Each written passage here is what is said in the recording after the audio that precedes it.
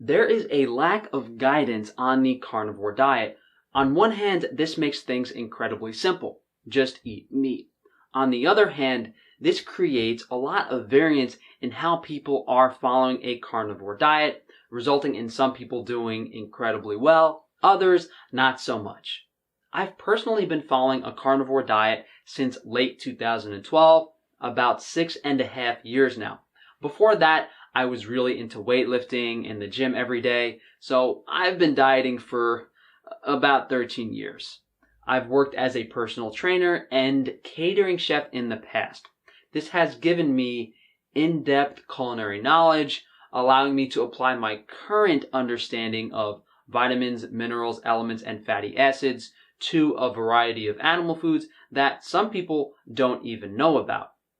This has not only allowed me to get all of the nutrients my body needs on a carnivore diet, it has given me the understanding that a carnivore diet is the most ideal diet for human health.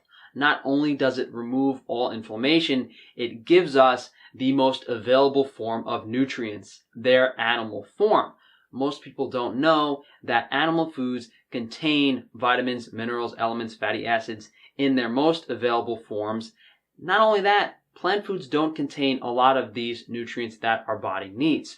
The carnivore diet has been commonly promoted as an elimination diet for reducing inflammation. And this is partly because Jordan Peterson and Michaela Peterson, two very famous people who popularized the carnivore diet to some degree, fixed their autoimmune issues on the carnivore diet. What they didn't mention was if you do a carnivore diet properly, you will have the most energy and be in optimal metabolic function.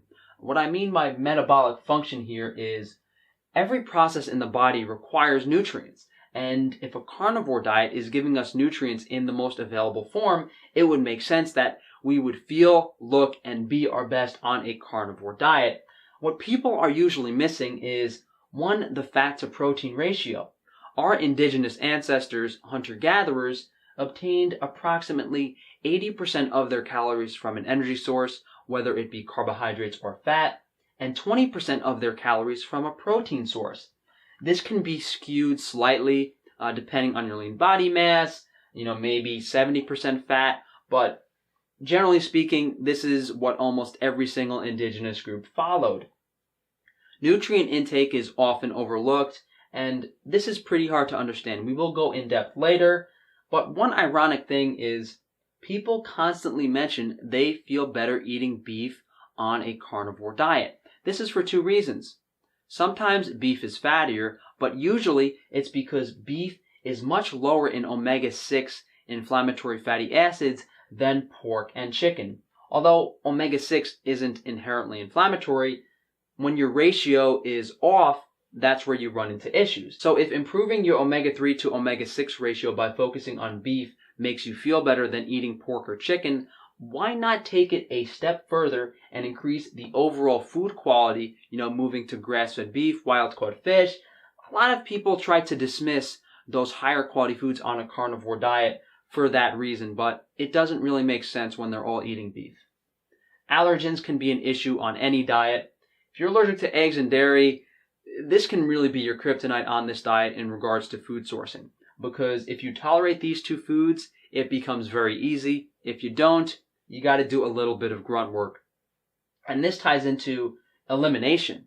Although I said the carnivore diet has been spouted as an elimination diet, elimination and reintroduction of foods is a very effective way to figure out your health in pretty much any aspect. If you're having an issue with something, removing it and reincorporating it can answer a lot of questions, especially eggs and dairy. Eggs, for instance, might be causing you issues because they're feeding the chickens corn and soy, therefore the eggs might be high in omega-6. Dairy might be an issue because it's pasteurized and homogenized. You might not even be allergic to dairy, it could just be modern processing. Electrolytes are commonly brought up, and we will go in depth on this later. Sodium, potassium, magnesium usually being messed around with.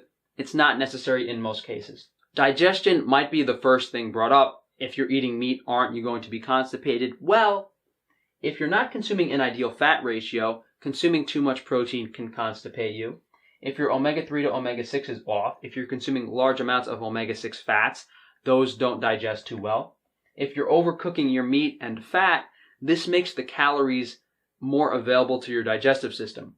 When the calories are more available to your digestive system, your body can't produce enzymes and bile to digest it efficiently, so reducing the cooking temperature can drastically improve digestion for people. Instead of eating a well-done steak, eat it rare. Not only will you be a normal person, you will feel better as well. Additives mean any plant foods that you want to incorporate into your diet.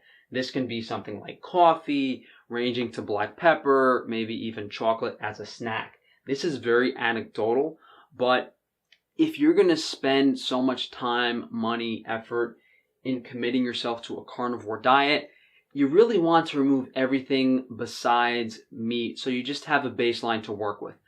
I know coffee is hard for some people to let go of. I will be doing a video on coffee in 2 days to burst your bubble. Body composition also improves drastically. Whether you want to gain weight or lose weight, if you follow these principles I'm going to advocate for, you will pretty much achieve your ideal body composition without having to restrict calories. This ties into some things we will talk about later, such as the order of satiation and food quality. But diet isn't everything, guys. If you're not getting sun, adequate vitamin D3, if your water isn't free of fluoride and chlorine and other negative things, if you're not exercising or getting ideal sleep, the carnivore diet can only do so much. And hey, the carnivore diet might fix a lot of the issues you're having and get you going in the right direction, but it's important to be mindful of all aspects of health. This is what we mentioned earlier. 80% of your calories from fat and 20% from protein, 5% of that being from nutrient-dense foods, likely because the nutrient-dense foods tend to be protein-based in a lot of cases. And you guys might be thinking, 80% fat is a lot.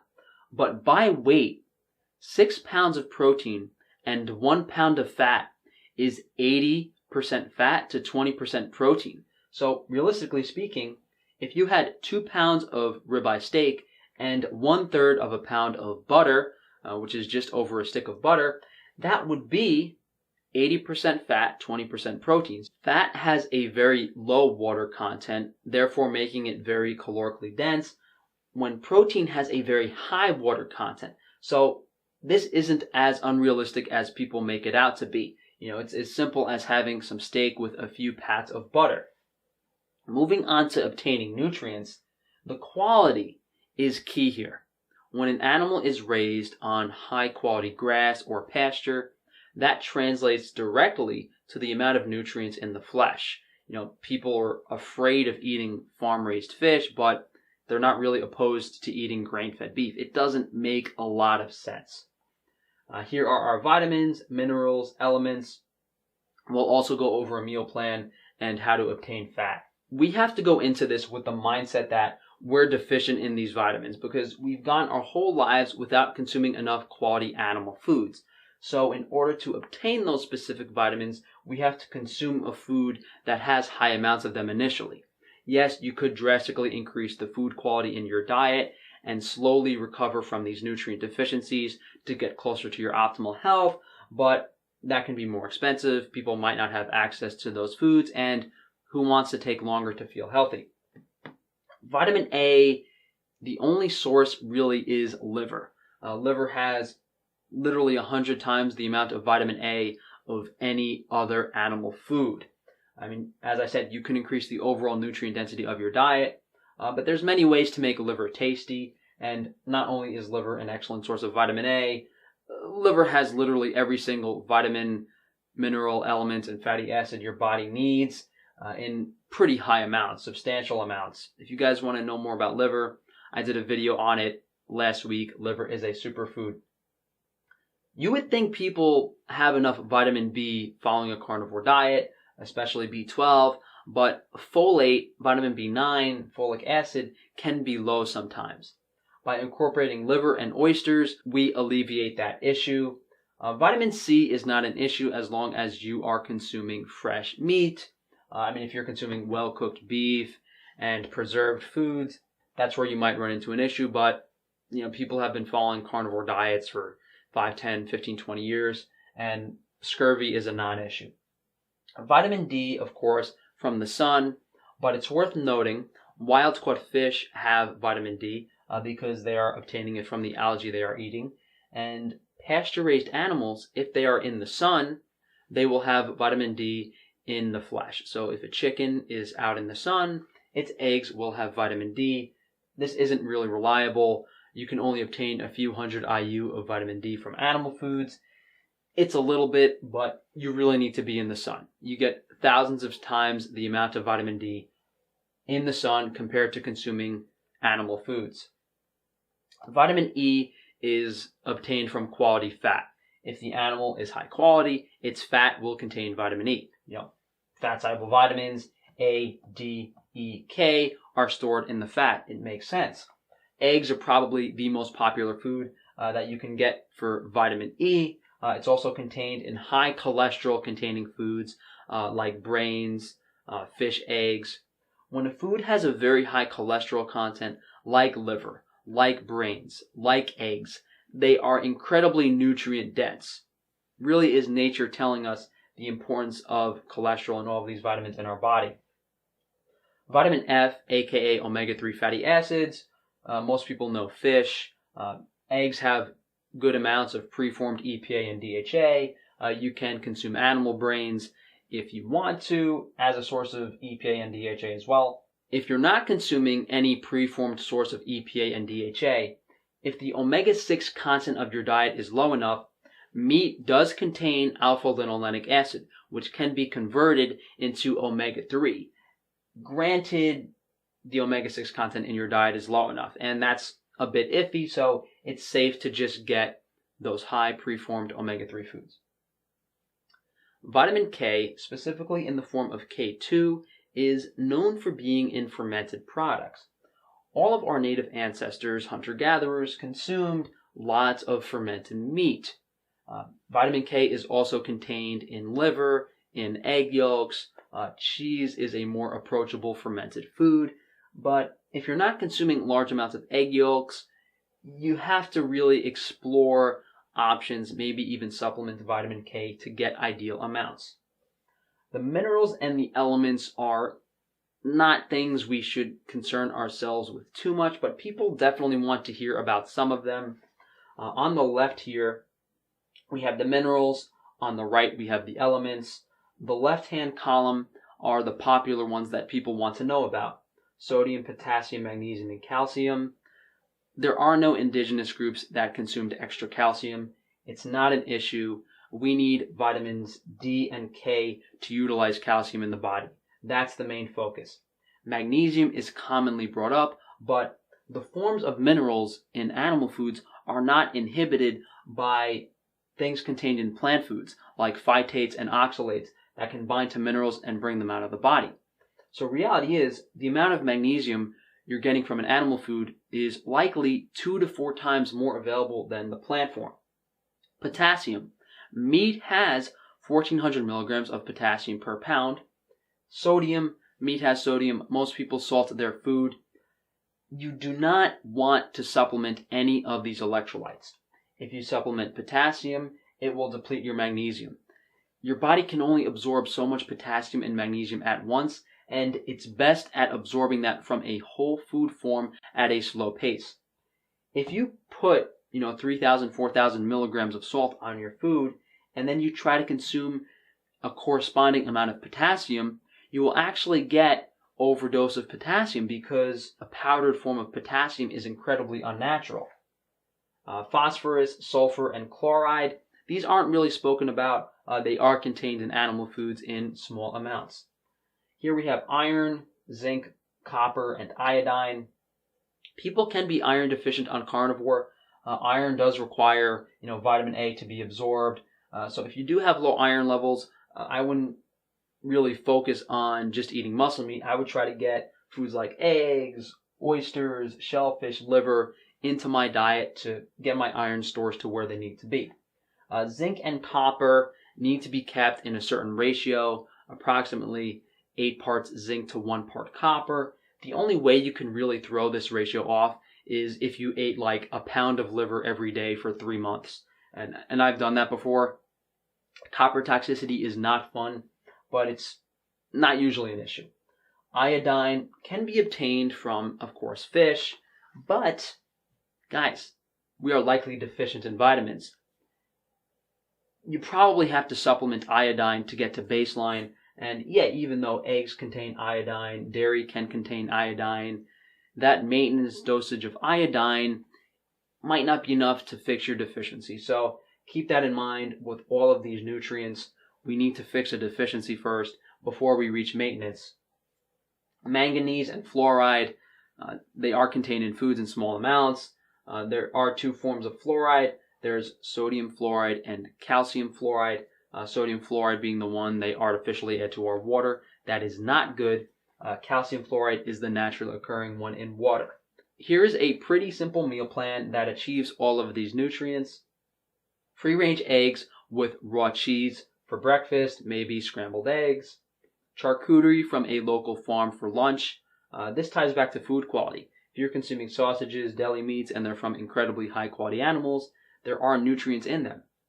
For dinner, maybe a grass-fed steak with some raw butter. And if you throw in liver once a week and fish once or twice a week, you're literally obtaining all of these nutrients. You have overall vitamin A content's good because the food quality is there. You're getting plenty of B vitamins. You're eating eggs for vitamin E, omegas, vitamin K. And if you throw in some liver and fish, you're just guaranteeing you're getting large amounts of all of these vitamins. So it's fairly easy to achieve all the vitamins, minerals, elements, and fatty acids we need on a carnivore diet.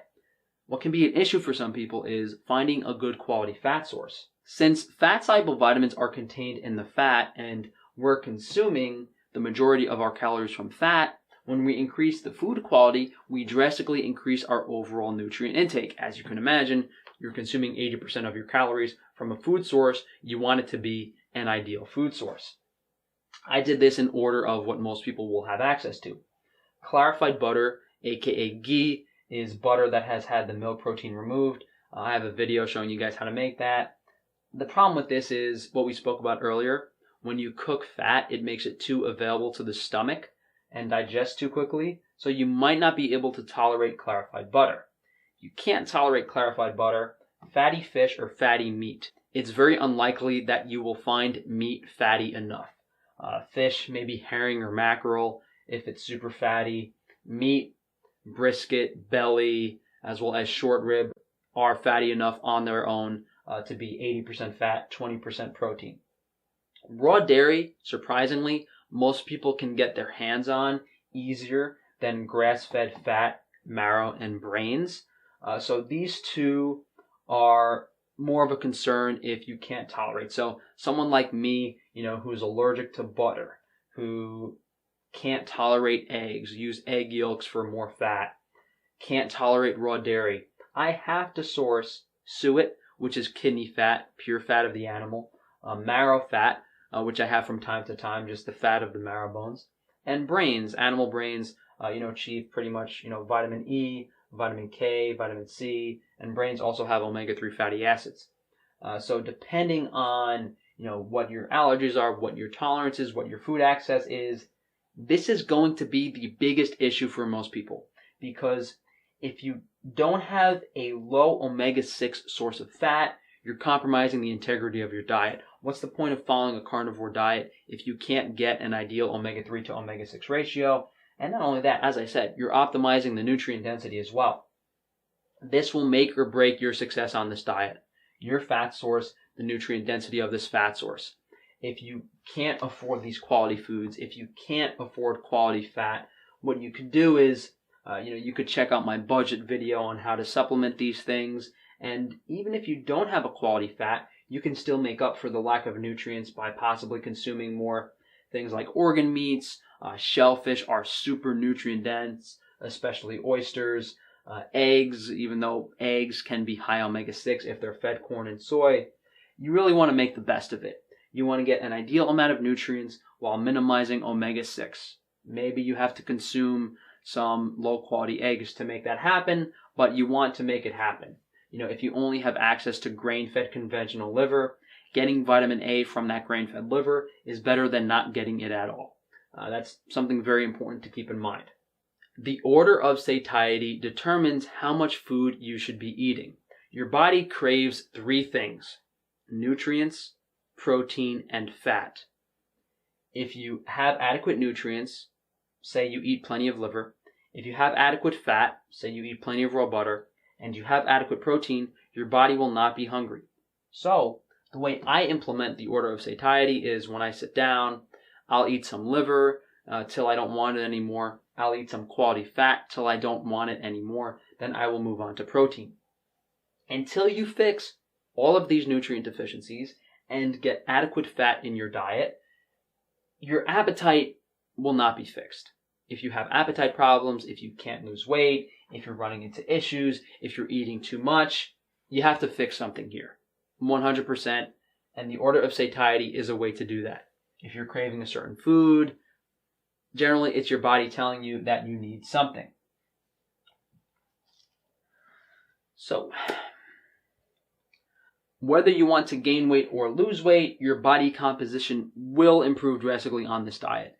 You will lose fat and gain muscle like no other diet. If you want to gain weight, I suggest you incorporate resistance training, aka weightlifting. If you want to lose weight, I suggest you incorporate resistance training, aka weightlifting. Regardless of whether you want to gain or lose weight on this diet, the routine will be relatively similar.